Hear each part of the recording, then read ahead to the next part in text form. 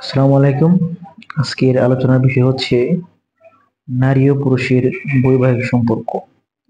মানে বিবাহের পর নারী ও পুরুষের সম্পর্ক কি হবে তা নিয়ে প্রথম আমরা চলুন আল্লাহ রাব্বুল আলামিন পবিত্র কোরআন শরীফে কি বলেছেন তা শুনুন। আল্লাহ সূরা আন-নিসার 34 নম্বর আয়াতে বলেছেন, পুরুষগণ নারীদের উপর কর্তৃত্বশীল এ কারণে যে আল্লাহ তাদের একে একে অপর অন্যের উপর মর্যাদা প্রদান করেছেন, আর এজন্য যে পুরুষেরা স্বীয় ধন সম্পদ হতে ব্যয় করে, ফলে পুণ্যবান স্ত্রীরা আনুগত থাকে এবং পুরুষের অনুপস্থিতিতে তারা তা অর্থাৎ তাদের সতীত্ব ও স্বামীর সম্পদ রক্ষা করে, যা আল্লাহ সংরক্ষণ করতে আদেশ দিয়েছে। যদি তাদের মধ্যে অবাধ্যতার সম্ভাবনা দেখতে পাও, তাদেরকে সদুপদেশ দাও এবং তাদের সাথে শয্যা বন্ধ করো এবং তাদেরকে প্রহার করো। অতঃপর যদি তারা তোমাদের অনুগত হয়, তাহলে তাদের উপর নির্যাতনের বাহানা খুঁজো না, নিশ্চয়ই আল্লাহ সর্বশ্রেষ্ঠ। মানে আল্লাহ তাআলা সূরা নিসায় কি বলেছেন? নিসায় বলেছেন যে পুরুষের উপর পুরুষগণ নারীদের উপর কর্তৃত্বশীল, মানে নারীদের উপর কর্তৃত্ব করবে পুরুষ, মানে পুরুষ হচ্ছে শাসক। ইসলামের দৃষ্টিতে পুরুষ থাকবে শাসক।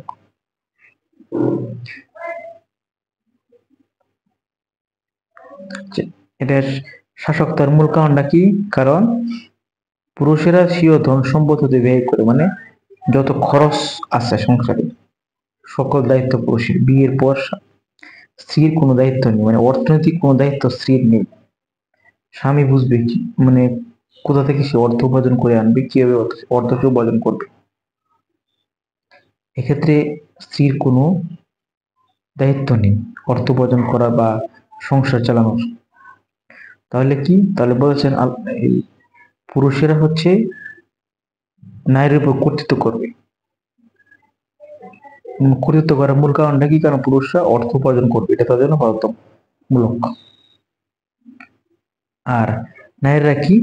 নারীদেরকে বলা হচ্ছে যে যারা পুণ্যবান স্ত্রী, তারা তার স্বামীর অনুপস্থিতিতে তাদের সতীত্ব ও স্বামী সম্পদ রক্ষা করে, হচ্ছে পুণ্যবান স্ত্রীদের দায়িত্ব। আর কোন স্ত্রী যদি পুণ্যবান না হয়, সে যদি স্বামীর অবাধ্য হয়, তাহলে স্বামী তাকে প্রথমে সদুপদেশ দিবে, তারপরে তার সাথে শয্যা ত্যাগ করবে। তারপর যদি তার সাথে মিল না হয়, তার অনুগত যদি সে না আসে, তাহলে সে কি হবে? প্রহার করতে পারবে, সঙ্গত হবে, মানে অল্প প্রহার করতে পারবে। তারপরে কি? মানে চর্তাপর আর কি।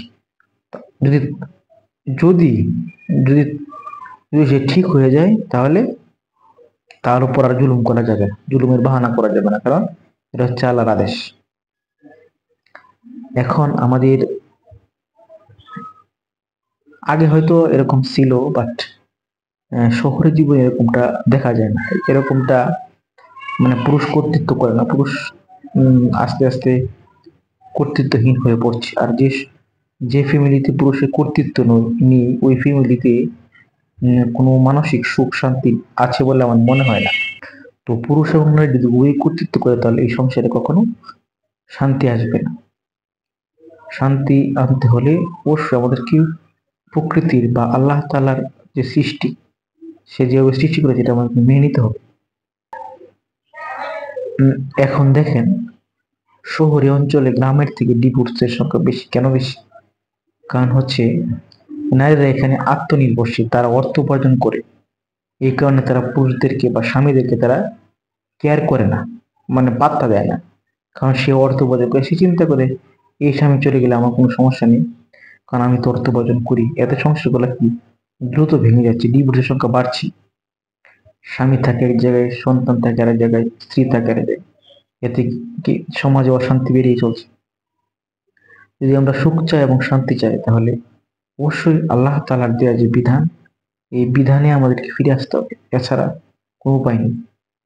আপনি হ্যাঁ চলতে পারেন, আধুনিকতা করতে পারেন, আপনি কৃপাকৃপ মানে উল্টা পাল্টা অনেক চলাফেরা করতে পারেন, কিন্তু আলটিমেটলি আপনার সুখ খুঁজে পাবেন না। সুখ আছে একমাত্র পারিবারিক বন্ধনের ভিতর। আর এই পারিবারিক বন্ধনটা সুদৃঢ় করতে গেলে অবশ্যই আল্লাহ পাকের দেয়া নিয়মে আপনাকে চলতে হবে, এবং নারীকে অবশ্যই পুরুষের কর্তৃত্ব মেনে নিতে হবে। নারী যদি পুরুষের সাথে কর্তৃত্ব দেখায় তাহলে এই সংসারে কখনো সুখ হবে না। তাই আমি